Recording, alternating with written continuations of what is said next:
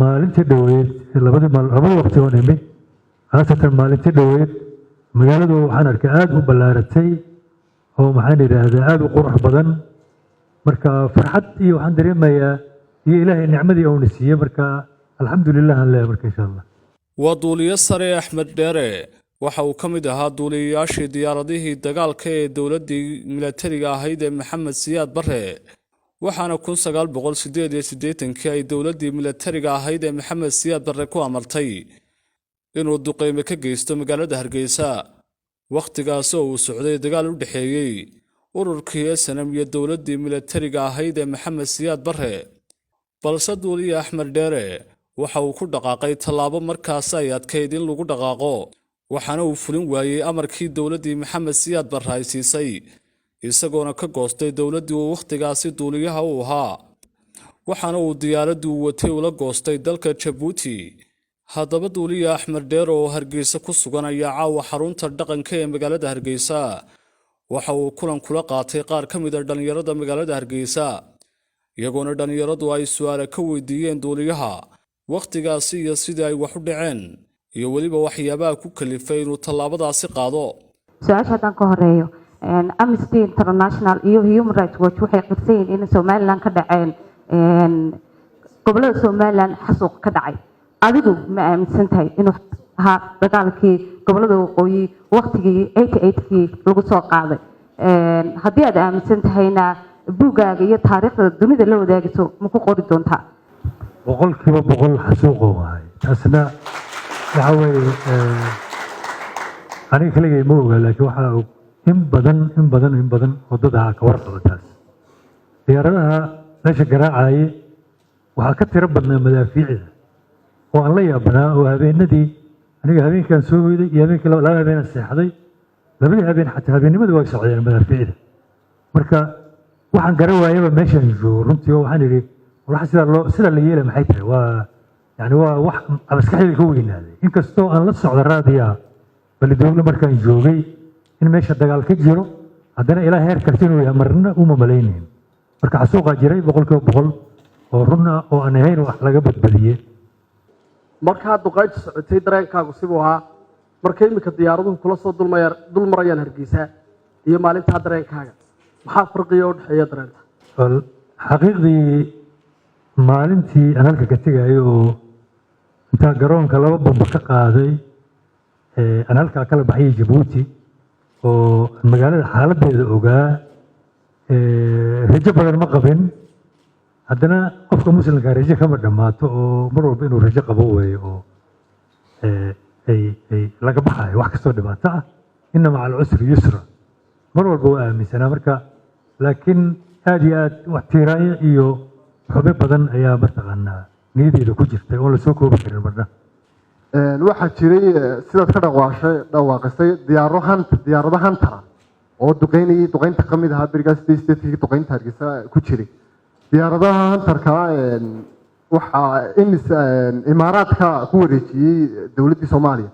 marka waxaad noo sheegtaa imaaraadku maanu dagaalka maanu ogeyn xagan ka socday xilligu ku wareejiyey diyaaradahana waqtigaana noo sheeg dhowr state baa la sheegay laakiin waqtiga ahayd toos noogu sheeg. waxaa u dhexeeyey imaaraadka markay diyaaradaha bixinayeen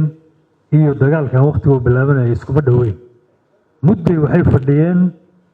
saldhigga baydhabo ay muddo fadhiyeen in muddo ah dhowr sano ah haddii aanay ka badnayn 5 sano waa dhammeed haddaanay ka badnayn marka dagaalkan waqtigiisii iyo mudday u kala fogay marka ma filayo imaaraadka inay dagaalka dartiis diyaaradaha u siiyeen oo markaas ma filayaba xataa inay ay jireen jabhadaha markaa u shaqeynay dowladdii xilligaa talada haysay markii laydin keenay hargeysa ee laydin qabanay laydin kala tusay magaalada ma isweydiisay adigu ama ma weydiisay maamulkaa sarreeyey waa maxay sababta ugu weyn ee loo duqeynayo maxay toolay dad Soomaaliyeed oo aan waxba galabsan oo maxay toodo shacaba nafteyda jawaab u weydiiyay taas waa sababta loo duqeynayo dadka shacabka iyo dadkii waa isweydiiyey jawaabna waa heli waayey iyo waxaan ogaaday marka cid kaloo la weydiin karana ma jira hadda xorriyadda idinka waxaan arkaa su-aashaas oo kale maxaa loo duqeynaya haddaan idhaahdo marka waxaa weye tiira laga soo raarici lahaa marka isla markiiba marka waxaa weye sida xorriyaddaasu ma jirin waqtiga. waxaan ku weydiinayaa su-aal markii aad Jabuuti adiga iyo diyaaradu aad tagteen dowladda Soomaaliya ma dalbatay in dib lagugu soo celiyo? waxaan maqlay in taliyaha ciidanka cirka iyo saraakiil la socota inay tageen intii aan sugayay oo aan joogay magaalada Tajuura guriga barasaabka oo martida halkaasaan ku sugayay muddo 6 maalmooda inta laga helayo waddan markaasi qaabila marka halkaasaan ku maqlay in taliyaha ciidanka cirka oo halkaa yimid iyo saraakiil la socota markaana kulleyba waa weydiisanayeen laakiin horey waxaa igu sii sheegay wasiirka arrimaha gudaha maalintii hore uu tagayay oo uu yidhi ninka haddayna kaa weydiiyaan waxaan leenahay ma hayno ninkaas ma hayno diyaaraddiina waata bastooladan wata markaana iyadana waa u dhiibo iyadana waa siinaynaa wata marka ninka ma haynaan leenahay marka horeba igu sheegay laakiin inay tageenaan maqlay taliyaha ciidanka cirka iyo saraakiil la socota. dhinaca kalena wasiirka arrimaha gudaha Somaliland Maxamed Kaahin Axmed oo isagu ka mid ahaa mas'uuliyiinta caawa goobtani ku sugnaa oo mikrofoonka lagu wareejiyay ayaa waxa uu ku dheeraaday waqtigaasi iyo wixii dhacay isagoona duuliye Axmed Dheere ku tilmaamay haliyey ku suntanaan doona taariikhda Somaliland. midda labaad waxa deystilayay ciidankii dowladdii kale ditaliska ahayd ee dalka haysatay iyo ciidankii SNMT soo galay ayaa dagaalamayay ciidankii dowladda Soomaaliya raggii maamulayay xukumayay saraakiisha ka wada tirsaneen bay wada ahaayeen may garan waayin aqoontoodii iyo waayo aragnimadoodii ciidankii la dagaalamayay SNMT meeshu ku jira may garan waayin si aanan anaku u garan waayin ciidamadii qaybtan Hargeysa joogay iyo qaybaha kala joogay meelihii ay joogeen unbuu ciidankii SNMT weerartay taasaa waxa ay ka dhigaysaa inaan ciidan lala dagaalamaynin shacab la xasuuqayay marka waxaan leenahay Axmed hawl badan buu qabtay haddaynu reer Somaliland nahay xasuus buu nagu leeyahay qadarina wuu nagu leeyahay inaynu xasuusanana waynu nagu leeyahay dhallinyaradiinu ina taariikhda barataanna way u baahan tahay dabadeed imika caawa halkan uu ayaantan idin joogaayo waa inaad sawir iskala wada qaadaano halkana waxaanaan la garanaynin ay idinkaga sawiran yihiin in aad qaadataan sawirada garamada Axmed aydun qaadataan ila taariikhda saasaa lagu fidiyaa. dhinaca kalena qaar ka mid ah dhalinyaradii ka soo qayb gashay kulankani ayaa waxa ay ka codsadeen wasiirka arrimaha gudaha Somaliland Maxamed Kaahin Axmed inay xukuumaddu sii deyso wiil lagu magacaabo Bilaal Bulshaawi oo muddo Hargeysa ugu xidhan koobka fayo oo ka samaysan astaanta calanka Soomaaliya oo uu Hargeysa ku dhaxabay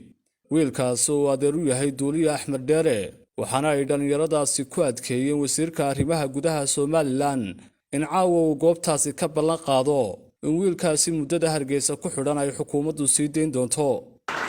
soo jeedin baan caawa halkan uga halka fadhi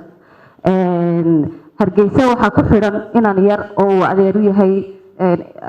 Axmed Dheere oo hor fadhiya waxaa loogu xidhay inuu caday calanka Soomaaliya dhammaantii dhalinyaradu way ka warhayaan baan u malaynaya abaal noo gashay annagana badbaadisay nolosheeda badbaadisay yaro inamada yaryar halka fadhiya laaleeg inuu Hargeysa ku dhaxidhan yahay muddo 2 bilood oo ugu xidhan yahay shaah kafee iyo badcabto calanka Soomaaliya leh waxaan madaxdeeda sharafta la kacsanayaa kaasiba waa adeerkii baa annagana badbaadiyay idinkuna maanta inaan ka yar hooyadii xamar ka soo ooyayso tiri agoon weeyaan ay soo ooyiday in fadliga Axmed Dheere ku sii deysaan waa iga codsi waanan mahadsantahay. wasiirkii arrimaha gudaha fadhiya inan yar oo dhalinyaro ah oo ka yimid koonfur khaasatan magaalada Xamar ayaa wadanka wuxuu ku xidhan yahay muddo badan hooyadiina in doora ayay soo ooyday waa hooyada aad maalinta badbaadisay unbaa annagana ma taqaanayay na dhashay wasiirka waxaan ka codsanayaa oon jecelahay inuu halkan iiga jawaabo inaan kaa yar ma kafaalo qaadaya inuu caawa sii daayo uu hooyadii mataqaanaa si xorriyada ugu tago intaas si commona weeyaan jawaabta wasiirka arrimaha gudaha Somaliland Maxamed Kaahin Axmed oo ka hadlay codsigaasi ay u soo jeediyeen dhalinyaradaasi ayaa sheegay inuu aqbalay codsigaasi isla markaasina uu ka hawlgali doono arrinta wiilkani arrinkii inankii xidhnaa arrintiisii jaamacya baan ka wada xidhiidhaynaa taladana waan qaadanaynaa tallaabana waan ka qaadaynaa axmed oo aad iyo aad baanu kugu mahadnaqaynaa qarankan iyo ummaddan xasuus badan yeelanaysaa waanaad ku leedahay waxay kaaga xasuus badan yihiin qaar badan oo ka dhashay oo maalintaad go-aan kaa qaadanaysay aan go-aan kaa qaadan karaynin cabdijabbaar maxamed xuseen telefishinka Ariel Hargeysa